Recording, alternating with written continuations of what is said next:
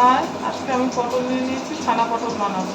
দুধটা কেটে নিয়েছি, ছানা করে নিয়েছি। পটলগুলোকে আমি এইভাবে কেটে নিয়েছি। কড়াই তেল দিয়ে দেবো, কড়াই একটু হলুদ দিয়ে দেবো। পটলগুলোকে আমি ওর মধ্যে দিয়ে দেবো। এগুলোকে আমি একটু ভালো করে ভেজে নেবো। বানানোর জন্য আমি পেঁয়াজ, আদা, কাঁচা লঙ্কা নিয়েছি, এটা মিক্সিতে বেটে নেবো। এবার আমি নামিয়ে নেবো। ফোড়নের জন্য আমি গোটা জিরে, লং, এলাচ, দারচিনি আর শুকনো লঙ্কা নিয়ে নিয়েছি, ফোড়ন দিয়ে দেবো। আমি আদা পেঁয়াজ বেটে রেখেছিলাম, এটার মধ্যে দিয়ে দেবো। নিয়েছি, একটা টমেটো দিয়ে দেবো।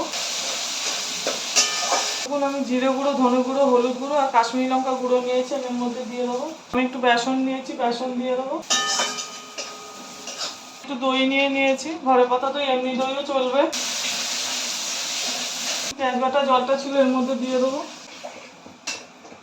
থেকে তেল ঝেড়ে দিয়েছে, ছানাটা নিয়েছে, ওর মধ্যে দিয়ে দেবো। পটলগুলো নিয়েছি, দিয়ে দেবো। জল নিয়েছি, একটু জল দিয়ে দেবো। নুন নিয়েছি, নুন দিয়ে দেবো। চিনি নিয়েছি, চিনি দিয়ে দেবো। ঢেকে দেবো। পটল রান্নাটা আমার হচ্ছে।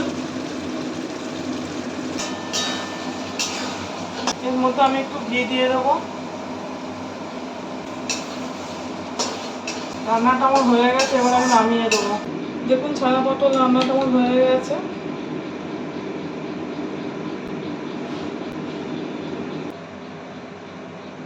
ছানা পটল রান্নাটা আমার হয়ে গেছে। এইভাবে বাড়িতে বানিয়ে করে খাবেন, ভালো লাগবে। আর আমার চ্যানেলটা লাইক, সাবস্ক্রাইব আর শেয়ার করুন।